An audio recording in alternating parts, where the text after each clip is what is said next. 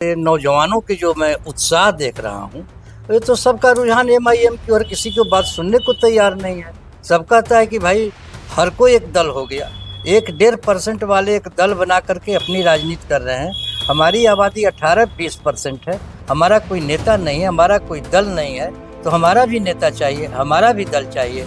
कहीं ऐसा तो नहीं ना कि आप वोट कटवा पार्टी बनकर रह जाए महाराजगंज? वो तो जितनी भी आपकी पार्टियां लिए ना, 2 घटक हैं, एनडीए और इंडिया, उनके पास कोई कैंडिडेट ही नहीं है जो इस क्षेत्र का सही प्रतिनिधित्व दे। चूंकि आम जनता का भी कहना है कि न एनडीए के पास ऐसा कोई कैंडिडेट है और न इंडिया के पास कोई कैंडिडेट है। कोई कैंडिडेट ही नहीं है, मैदान खाली है। हमारी पार्टी ने के ऊपर ये लोग आरोप लगाते थे कि यही एआईएमआईएम चुनाव लड़ करके वोट काट करके हम लोगों को हराता है और सांप्रदायिक शक्ति को यहाँ ताकत मिल जाती है।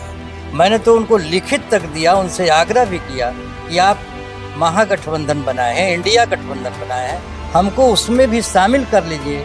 मैं नहीं चाहता हूँ कि वोट का बंटवारा होने से कोई सांप्रदायिक शक्ति, कोई सांप्रदायिक पार्टी यहाँ पर जड़ जमाए।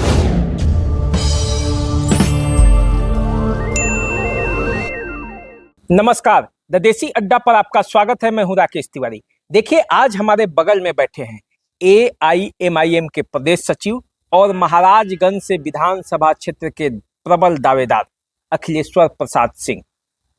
भगवानपुर प्रखंड के बड़का गांव के रहने वाले हैं और मेरी मुलाकात जब इनसे हुई तो मैंने सोचा कि क्यों नहीं एआईएमआईएम के बारे में पूरी जानकारी ले ले। महाराजगंज में उसकी क्या रणनीति है, बिहार में उसकी क्या रणनीति है और इस विधानसभा चुनाव में वो क्या करने वाले हैं। तो सबसे पहले अखिलेश्वर जी, आपका स्वागत है। ये आपको भी बहुत बहुत धन्यवाद और आपके श्रोता लोग जो आपसे जुड़े हैं उनको भी बधाई और धन्यवाद। और इस क्षेत्र के मतदाताओं से मेरा निवेदन और उनको भी हार्दिक बधाई। अच्छा, ये बताइए कि महाराजगंज में एआईएमआईएम अपनी क्या संभावना देखती है? जो महाराजगंज विधानसभा की जो बनावट है, और मैं तो पूरा प्रकरण कहूँगा कि महाराजगंज लोकसभा की जो बनावट है, वहाँ भविष्य जो है एआईएमआईएम का ही है। इस सांप्रदायिक ताकत जो यहाँ पर अपना जड़ जमा लिया है, इसे उखाड़ फेंकने की क्षमता और लोगों का जो रुझान जो है एमआईएम की ओर ही है। और ये आने वाला दिन में एमआईएम ही यहाँ जो है सांप्रदायिक शक्ति से इस क्षेत्र को मुक्त करा करके एक स्वस्थ परंपरा, स्वस्थ समाज कायम करेगा, दूसरों से नहीं होगा। अच्छा, देखिए, महाराजगंज और पूरा सीवान इलाका जो है वो हिना साहब का भी कार्य क्षेत्र है। अब जबकि वो राजद में लौटी है, तो क्या माई समीकरण महाराजगंज में काम नहीं करेगा कि लोग एआईएमआईएम के पास जाएंगे? ये पहले की धारणा रहा है, अब वह दिन बदल गया। पूरे बिहार की जो स्थिति है, चारों तरफ से पूरे बिहार में, उत्तर से लीजिए, किशनगंज से उठाइए, सीमांचल से उठाइए, चले जाइए आप गया औरंगाबाद तक, एम वाई जो समीकरण है, केवल वाई रह गया है, एम निकल गया है। अब कोई पकड़ के लेके चल रहा है, कह रहा है जबरदस्ती, तो वह जबरदस्ती है। एम कहाँ चला गया? एम चला गया, अपना स्वतंत्र हो गया। उसका भी नेतृत्व चाहिए, क्योंकि युग पहल का युग नहीं है। लोग जागरूक हो गए हैं, हर लोग अपनी अधिकार समझ रहे हैं, हर लोग अपनी हिस्सेदारी चाह रहे हैं, और सब लोग ही चाह रहा है कि हिस्सेदारी ही नहीं, हमें बराबरी का सम्मान मिलना चाहिए, जो उसमें नहीं मिल रहा था। तो एआईएमआईएम में आपकी क्या संभावना है? कहा जाता है कि मुसलमानों की पार्टी है, मुसलमान ही उससे ज्यादा जुड़ते हैं, तो ऐसे में आप अखिलेश्वर प्रसाद सिंह कैसे एआईएमआईएम से जुड़ गए? एआईएमआईएम को विषय में यह भ्रम फैलाया गया कि यह एक धार्मिक पार्टी है, एक जातीय की पार्टी है, मुसलमान की पार्टी है, लेकिन सच्चाई नहीं है। हमारे जो सदर हैं, जो राष्ट्रीय अध्यक्ष हैं, वे कभी भी किसी एक कौम या एक धर्म की बात नहीं किए हैं। वे सबको लेकर चलने की क्षमता रखते हैं और सबको लेकर चलते हैं। उनका सबसे पहला जो है कि यदि कोई मुसलमान हिंदू के ऊपर जुर्म करता है, तो वह पहला व्यक्ति है जो जुर्मी को नहीं, जुर्म को देखेंगे और हिंदू के साथ देंगे। ये उनकी उद्घोष है, ये उनकी भावना है। तो फिर एमआईएम कहाँ रहा मुस्लिम पार्टी? वो तो एक धर्मनिरपेक्ष पार्टी है, समाजवादी विचारधारा है, गरीबों का, मजलूमों का, बेरोजगारों की लड़ाई लड़ रहे हैं। सिवान में कितनी संभावना देखते हैं? पूरे सिवान के जो 8 विधानसभा क्षेत्र है उसमें कितनी संभावना देखते हैं AIMIM के लिए? मैं तो इससे दरमियान जो घूमा हूँ और जो लोगों की खास करके नौजवानों की जो मैं उत्साह देख रहा हूँ, ये तो सबका रुझान MIM की और किसी की बात सुनने को तैयार नहीं है। सब कहता है कि भाई हर कोई एक दल हो गया, 1-1.5% वाले एक दल बना करके अपनी राजनीति कर रहे हैं। हमारी आबादी 18-20% है, हमारा कोई नेता नहीं है, हमारा कोई दल नहीं है, तो हमारा भी नेता चाहिए, हमारा भी दल चाहिए। उसमें सबसे फिट बैठ रहे हैं बैरिस्टर असदुद्दीन ओवैसी साहब और AIMIM, तो संभावना तो मेरा है। महाराजगंज में कैसे देखते हैं, जब जहां एक तरफ महागठबंधन है, एक तरफ NDA है, उस बीच में AIM की मतलब अभी तक तो कभी जीता नहीं चुनाव, यहाँ से न कोई बड़े नेता हैं, न कोई बड़ा आयोजन दिखता है, फिर अचानक चुनाव के समय में आए और सोचे कि चुनाव जीत जाए, तो ये संभव लगता है आपको? ये बात आपका कहना सही है और अच्छा सवाल आप पूछे। कोई भी स्टार्ट करता है, कोई भी विद्यार्थी जाता है तो वह 0 से स्टार्ट करता है और Z तक जाता है, 0 से स्टार्ट करता है 100 तक जाता है।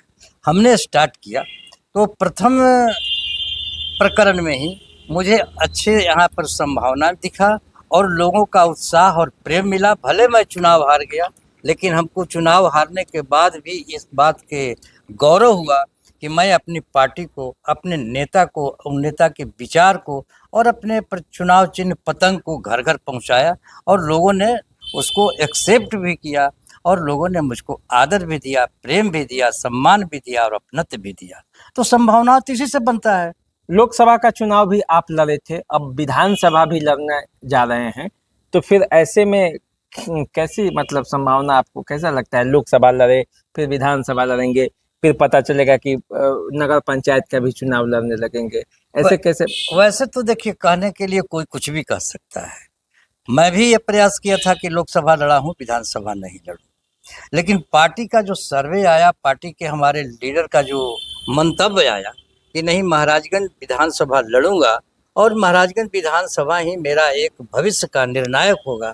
और वैसी स्थिति में हम यहाँ के वासी हैं, एक साधारण कार्यकर्ता और सिपाही हैं, तो यह जिम्मेवारी जो मुझे है हर स्वीकार करना पड़ रहा है, क्योंकि लोगों को मैं नहीं चाहता हूँ कि लोगों को बीच में दलदल में छोड़ दूँ, उनकी लड़ाई लड़ते रहूँ।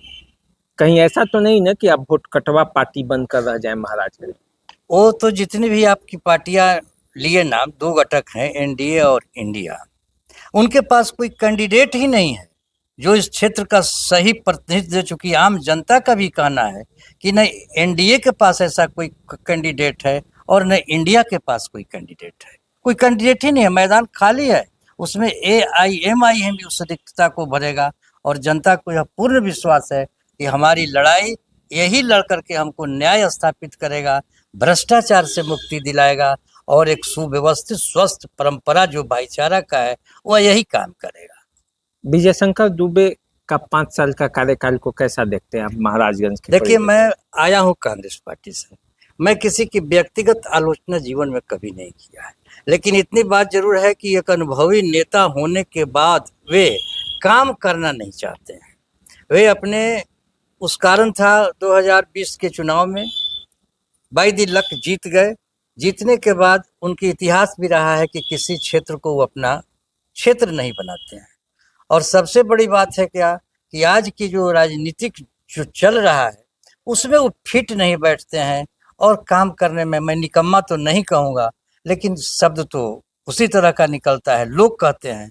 और कांग्रेस पार्टी के तमाम उनके जो हैं नेता, जितने भी नेता हैं, चाहे जिला स्तर के जो भी नेता है, सब कोई उन्हें कह रहा है कि क्षेत्र के लिए बोझा हो गए हैं, हम लोगों के लिए सरदर्द हो गए हैं और हम कांग्रेस का ये जो है, इनके चलते यहाँ का विकास और यहाँ का इतिहास समाप्त हो रहा है। मैं नहीं कुछ कहता हूँ, कांग्रेसी लोग ही बोल रहे हैं। AIMIM तो कहती है कि हमको महागठबंधन में शामिल किया जाए, हमको ले लिया जाए। अभी राहुल गांधी, तेजस्वी यादव का जो यात्रा था उसमें गोपालगंज में कार्यकर्ता, सिवान में कार्यकर्ता ये ऐलान कर रहे थे, तो इसको आप किस रूप में देखते हैं? हमारी पार्टी ने के ऊपर ये लोग आरोप लगाते थे कि यही AIMIM चुनाव लड़ करके वोट काट कर करके हम लोगों को हराता है और सांप्रदायिक शक्ति को यहाँ ताकत मिल जाता है। मैंने तो उनको लिखित तक दिया, उनसे आग्रह भी किया कि आप महागठबंधन बनाए हैं, इंडिया गठबंधन बनाए हैं, हमको उसमें भी शामिल कर लीजिए। मैं नहीं चाहता हूँ कि वोट का बंटवारा होने से कोई सांप्रदायिक शक्ति, कोई सांप्रदायिक पार्टी यहाँ पर जड़ जमाए। अब उन लोगों के है, वे लोग दिल से भाजपा को हराना नहीं चाहते हैं, सांप्रदायिक शक्ति से वे लोग लड़ना नहीं चाहते हैं, क्योंकि उनके पीछे कुछ कारण है। मैं भाजपा से, हमारी इतिहास है, मैं भाजपा से लड़ते आया हूँ, आज तक लड़ रहा हूँ, आगे भी लड़ते रहूँगा। और रही बात कि भाजपा से अगर सताया जा रहा है तो AIMIM के ही समर्थक और कार्यकर्ता सताए जा रहे हैं, जिसमें इन लोगों का भी छुपे कहीं सहयोग रहा है। तो देखिए, ये थे AIMIM के प्रदेश सचिव और महाराजगंज से पार्टी के दावेदार अखिलेश्वर प्रसाद सिंह। इन्होंने अपनी बात बड़ी बेबाकी से रखी है। अब जनता को फैसला लेना है कि जब चुनाव आता है और ये पार्टी के प्रत्याशी बनते हैं तो वे क्या करेंगे। तो चलिए, आप हमारे साथ बने रहिए, देखते रहिए द देसी अड्डा। चैनल को सब्सक्राइब कर लीजिए, फेसबुक इंस्टाग्राम पे मैं फॉलो कीजिए। अभी दीजिए इजाजत, नमस्कार।